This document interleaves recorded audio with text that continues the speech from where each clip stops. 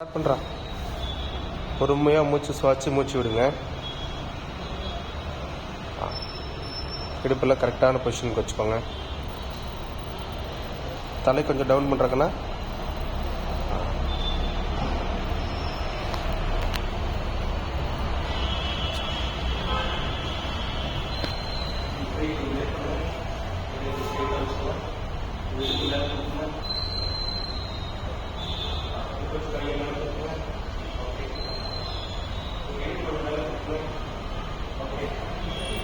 நல்ல பொறுமையாக மூச்சு சுவாச்சு மூச்சு விடுங்க.